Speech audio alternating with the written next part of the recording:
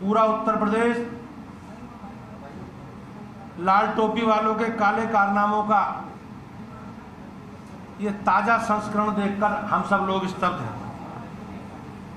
गुंडागर्दी की सारी हदें पार करके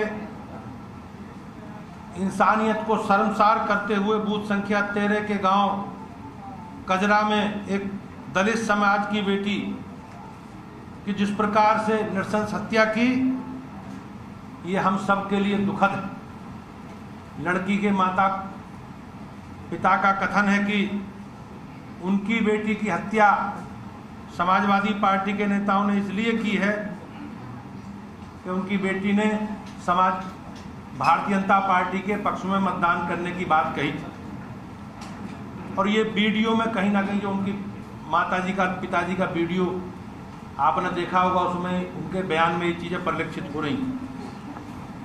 इस विषय पर अभी जब हमारे सम्मानित साथियों ने, पत्रकार भाइयों ने समाजवादी पार्टी के मुखिया से प्रश्न किया तो उन्होंने उत्तर देने की बजाय जिस तरह से व्यवहार किया उसे लोकतंत्र में कभी स्वीकार नहीं किया जा सकता। लाल टोपी वाले गुंडों का कृत्य एक बार फिर सबके सामने है।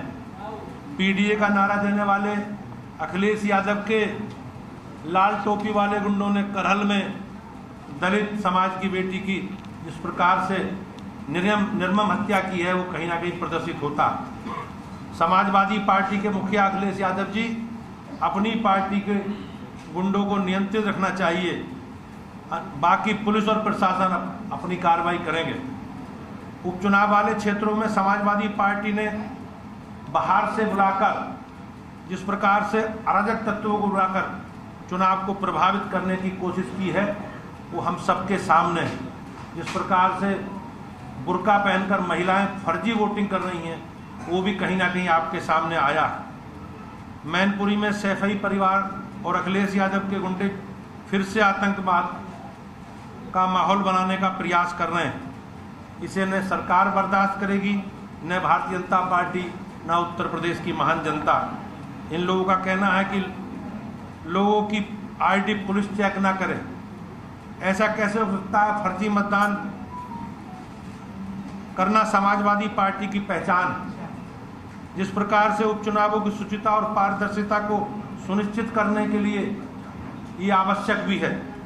समाजवादी पार्टी और समाजवादी पार्टी के नेता अखिलेश यादव जी निर्वाचन आयोग पर सवाल उठाकर यह खुद और पर ही कुठाराघात कर रहे हैं कि गुंडई, अराजकता, अनिश्चितता फैलाना इनका ट्रेडमार्क है और जनता भाइयों बहनों सब समझती है। समाजवादी पार्टी की बेचैनी उनकी आउटसोर्सिंग नीति का फल है। वे फर्जी पहचान पत्र बनाकर मतदाताओं को प्रदेश में आउटसोर्सिंग कर रहे हैं। आरक्षण में भी ये धर्म विशेष को संविधान को ताक पर रखकर आउट ऑफ कॉन्टेक्स्ट जाकर आरक्षण देना चाहते हैं, जो स्वीकार्य नहीं है। समाजवादी पार्टी की तिलमिलाहट इसलिए है कि जनता इनके खिलाफ है और जनता ने समाजवादी पार्टी के जंगल राज को ठीक प्रकार से समझ और पहचान लिया।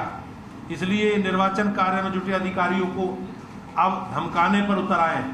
संवैधानिक संस्थाओं को जिस प्रकार से आरोपित कर रहे हैं, उससे कहीं ना कहीं इनका चरित्र ये प्रदर्शित होता है। खुलेआम पुलिस, निर्वाचन आयोग, पीठासीन अधिकारी निर्वाचन तंत्र पर आलोक लगाकर उन्हें नौकरी जाने, पीएफ से वंचित करने जैसी धमकी दी जा रही है।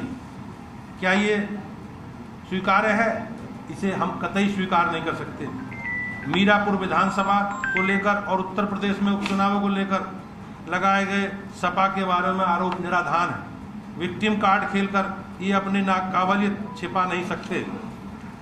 इन लोगों का कहना है कि मीडिया बिकी हुई है, हर कोई बिका हुआ है।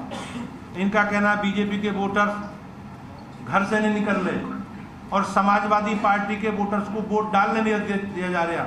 तो फिर भाइयों बहनों, ये वोट कौन डाल रहा? ये मैं स्पष्ट रूप से इनसे प्रश्न करना चाहता हूँ। साफ है, झूठ की इमारत सच की ईंट से मजबूत नहीं हो सकती। उत्तर प्रदेश के उपचुनाव में बीजेपी प्रचंड जनादेश प्राप्त कर यह सुनिश्चित करेगी कि समाजवादी पार्टी की प्रदेश में हर हाल में ये हार सुनिश्चित। सुशासन हमेशा कुशासन और प्रबंधन पर विजयी होता है और उत्तर प्रदेश की जनता ने इस बात को सच दिखाने जा रही है। समाजवादी पार्टी को लोकतंत्र में नहीं लूट तंत्र में भरोसा है। समाजवादी पार्टी मतपेटियां लूटकर सरकार बनाने वालों को उत्तर प्रदेश की जनता ने इस चुनाव में नकार दिया और निश्चित रूप से आज जिस प्रकार से उत्तर प्रदेश की महान जनता शांतिपूर्वक मतदान कर रही है, उससे मुझे विश्वास है कि लोकतंत्र के इस महापर्व में हम सब लोग मिलकर मतदान कर रहे हैं और जब परिणाम आएंगे तो निश्चित रूप से अराजकता, गुंडागर्दी करने वाले और ये माफिया राज जो अपराधी लोग हैं और ऐसे लोग हैं जिन्होंने वोट के लिए करहल में अभी दलित बेटी की हत्या की है, इन लोगों को सबक सिखाने का काम करेगी। आप सबका बहुत बहुत धन्यवाद। सर, लेकिन अखिलेश यादव जी ने भी प्रेस कॉन्फ्रेंस की है, उन्होंने सीधे तौर पर कहा कि भारतीय जनता पार्टी बेईमानी कर रही है, वोट से उपचुनाव लड़ रही है। निश्चित रूप से आपने देखा होगा समाजवादी पार्टी ने 2-3 दिन से जिस प्रकार से माहौल बनाना शुरू किया, उससे समाजवादी पार्टी ने अधिकारियों को धमकाना, संवैधानिक संस्थाओं पर प्रश्न लगाने का काम किया। उससे वो ये मान चुके हैं कि प्रदेश की जनता अब अराजकता करने वालों के, गुंडागर्दी करने वालों के, बलात्कारियों के साथ नहीं है। भूपेंद्र जी, अखिलेश यादव कह रहे हैं कि वो अपील करते हैं कि लाइन में लगे रहें 6 बजे तक, 7 बजे तक, 8 बजे तक, जब तक वोट नहीं चल जाता बार जाए, ये वो अपील कर रहे हैं। निश्चित रूप से हम लोग सब मिलकर भारतीय जनता पार्टी के सभी कार्यकर्ताओं ने घर घर जाकर इस देश के और प्रदेश के सभी 9 विधानसभा के उपचुनाव के मतदाता भाइयों बहनों से अधिकतम मतदान करने की अपील की है और ये लोकतंत्र में हमारे लिए एक अवसर है अपनी बात कहने का और मतदान करना हमारा अधिकार है और सरकार ने उसकी पूरी शांतिपूर्वक व्यवस्था मतदान की लोग करें, सहजता के साथ मतदान करें। हम सब लोग मिलकर इसके लिए प्रयास कर रहे हैं। अखिलेश यादव का ये कहना है कि जो उनके वोटर्स हैं उनको रोका जा रहा है, लेकिन वो अपने वोटर से 7 बजे के बाद भी अब वोटर से अपील कर रहे हैं और आपने देखा किस प्रकार से हत्या करा रहे हैं। आज समाजवादी पार्टी के चरित्र को, अखिलेश यादव जी के चरित्र को प्रदेश की जनता समझ चुकी है और समाजवादी पार्टी के अराजकता का, गुंडागर्दी का, इन बलात्कारियों का प्रदेश में राजनीति में कोई स्थान बचा नहीं।